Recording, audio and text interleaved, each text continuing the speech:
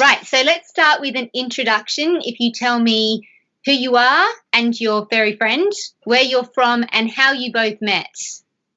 So my name is Davina. My friend is Alice, and I actually got her from. She was a puppy that was a runt of the litter, and she actually had some problems that required some reconstructive surgery, and so she was free to me, but it's been a lifetime of vet care and surgeries, and she's just my best friend. So yeah. And we've been together for about 13 years now. So 13 years. So you had her from she was still a puppy when you got her. She was like this big. She was like the cutest little thing. Yeah. And what motorcycle do you and Alice ride? So it's a BMW F700 GS. Yeah, we do a lot of cross country trips on it. It's a good bike to do that on. So yeah. Was the Pillion Pooch your first motorcycle dog carrier, or did you have something beforehand? I've experimented with a couple of things beforehand. A lot of times I would take one of those just car seats and bungee it to the back or attach it to the back. And that actually worked out really well. But then when you get into rain and so forth, there was one time I was in California and we were riding through a rainstorm, and I felt so bad for her back there because she didn't have the protection. And so at that point is when I decided I've got to look for something else, something that's going to be weatherproof and something that she can be comfortable back there and sleep and snooze when she wanted to on those long trips. And so, yeah, then I came across your guys' carrier on the website, and I'm like, oh, that was it. It wasn't even a hesitation. I'm like, that's it. So I was so happy to come across that, and it's worked out really well. Yeah. How did you go about training Alice to ride? I'm lucky because she's actually very open to anything, and she really likes just being wherever I am. So whatever I'm doing, wherever I am, she just wants to be a part of it. So there really wasn't any difficulty in getting her in there. She kind of knew exactly what it was. She says, as long as I'm with you, everything's cool. And and so she loves it. Yeah. That's great to hear. And do you have any accessories for her when she's riding or when you're traveling together? I think it's really interesting. I've been learning a lot at this particular part of the interview, all the different products people are using. So it's really interesting to hear what people are trying, what works. Yeah.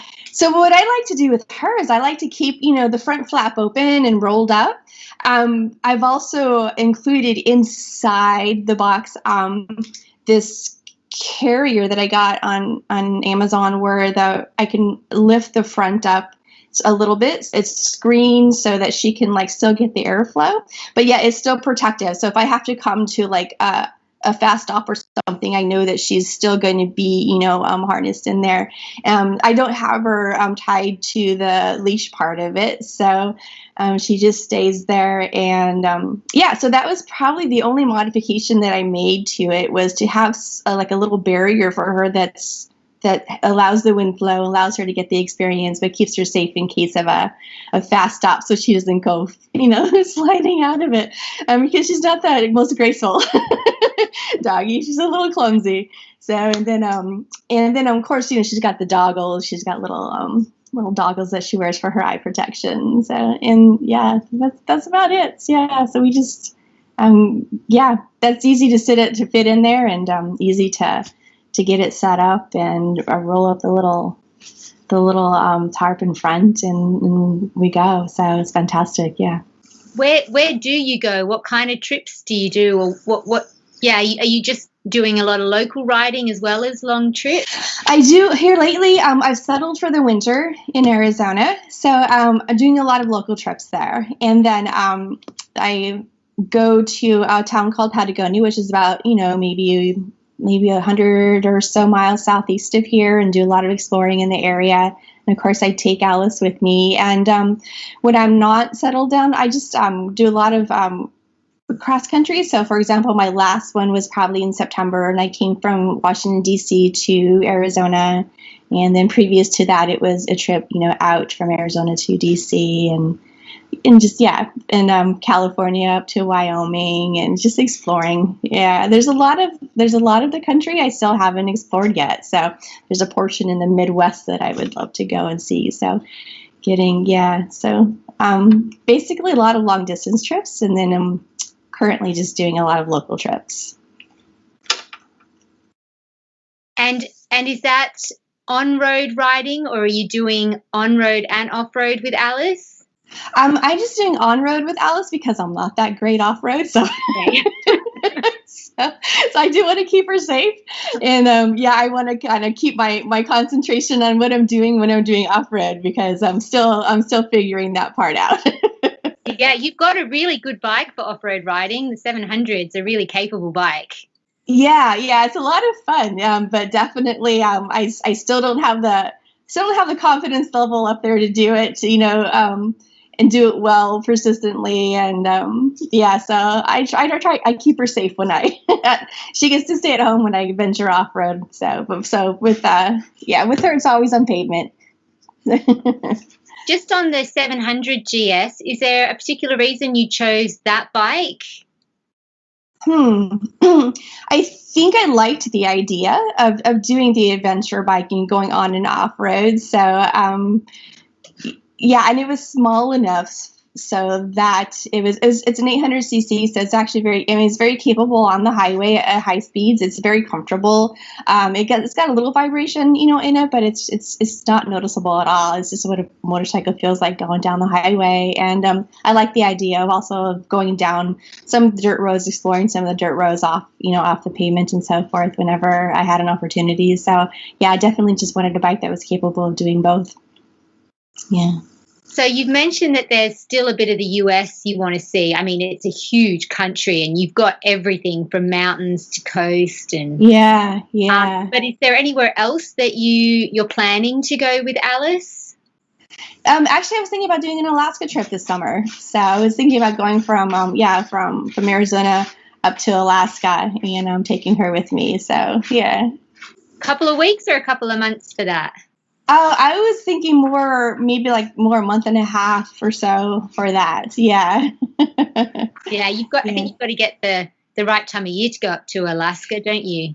Yeah, so I was thinking more May. So our summer here, like May, June. So I think that would probably be a good time to do that. So yeah, probably, and take our time. It's nice to stop off in areas and spend a day or two just rest up and exploring the different areas, and then going again. So, I mean, I think, Google says you can get there in 3 days, but wow. that's certainly not our plan. So, yeah, maybe maybe more like 4 to 6, 8 weeks or so. But yeah, but then we had to come back. But that's just up. So.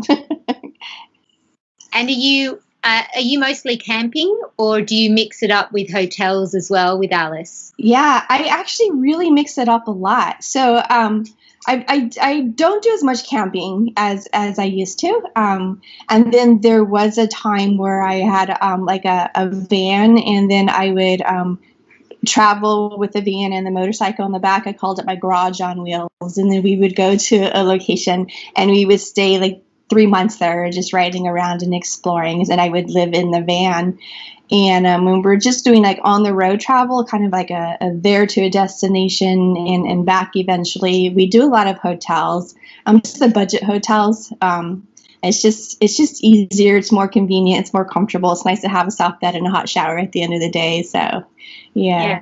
And these are probably pet friendly hotels, so you don't have to choose when you turn up. Absolutely. Yeah. So, and those are kind of hit and miss, because the budget hotels, what I consider a budget hotel is around $100 a night. That's probably about, that I try to get a little bit less expensive if I can. But then again, that's really hit and miss, because you think you would have a chain and they would be consistent, but unfortunately they're not. There could be like a really nice, for example, Motel 6 in, one area, and then you go to someplace in the other country, and that's just like this. You show up and you're like, oh, okay, yeah, I'm not staying here. Yeah, I think we had exactly the same experience with Motel 6. When you're out with Alice on the bike, What kind of reaction do you get from other motorists or when you're stopping for a break? Oh, just a lot of positive reaction. It's definitely a conversation starter. You get at gas stations and people start gathering around and asking questions, and it's really difficult because everybody loves Alice, but Alice isn't really like people friendly. She's like, "You get away from my bike," so she's sitting there barking the entire time while people are trying to have a conversation. But yeah, it's definitely people are very interested. I'm always proud to tell them, where I got it and how to go and find it and get one for themselves. So I'm hoping to see more of them on the road, actually, because they're really fantastic. I love the idea that she can ride just comfortably back there. And when she decides to lay down and enjoy the view, or maybe even take a little snooze back there, she's perfectly comfortable doing that. So, yeah. I had it parked out here on an apartment complex right now, and I had it parked out there. And I had put her in for a day trip, and then there was this one guy. He was, "Oh, that's so awesome." He says, "I've been looking at that, wondering what it is." And he's like, "That is just that." Yeah, he was really just giving. He was just really amazed by it. So yeah, it's definitely always positive feedback, a great conversation starter everywhere I go. Yeah, great. If you had to give some advice to somebody who was interested in riding with their dog, what would you tell them? Well, for me, it was really easy because Alice is open for everything. So it wasn't a lot of training getting him in there. I think one of the things that may have helped is that she was already used to a car seat. So whenever we did travel in the car, she would have her little car seat. So traveling inside a little confined area, or a little box wasn't new to her. It's just relocated to, the back of a motorcycle. I think that was maybe helpful in getting her used to the idea and just being comfortable with it. So maybe that might be a good place to start. If folks are having trouble getting their dogs used to the idea of being on the back of a motorcycle, maybe traveling around in the car with car seat to get them used to the idea, hey, this isn't so bad and I get to go with you. Yeah, so, which is what they want. Really, all they want is to go. They do. Do. Yeah. And if you had to pick one thing you loved most about Alice, what would it be? That's going to be so hard just to pick one thing because she's like so adorable. I love every bit of her. I think she has the most adorable face and the most adorable ears. Her ears are really perked up, and they're always kind of like little radars knowing everything that's going on. So yeah. But she also got a cute little butt. And I can't just pick one thing. She's just adorable.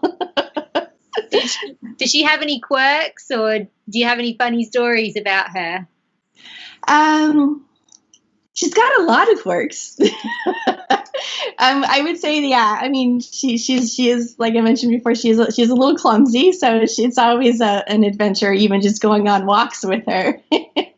So yeah, and I mean, I think she's so easygoing and just open for anything. And she and I have obviously a real special connection. So she just trusts me. So if she's like, well, if you're going to do it, then I think it's okay. I'll do that. I'll go swimming in the river too, if you're going to go swimming in the river, and people are actually really surprised at how open she is to doing all these different things. I just thought it was like a normal dog thing. They just kind of want to be with you. But I think that's probably something special about her, is that she doesn't really show much fear. She's just open for any adventure. So yeah, I think that's just endearing.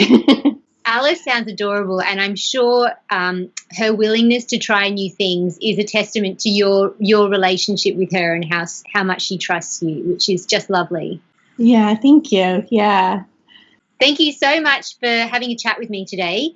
Thank you. Around? Can you I can see if I can get her. We see those big ears. Ooh. There she is. Her ears are a little flat right now. She's like, what are you doing to me? Yeah, she has like cute little ears. Yeah, she's a really good size for riding, isn't she? Yeah, she is. Yeah, and a good coat.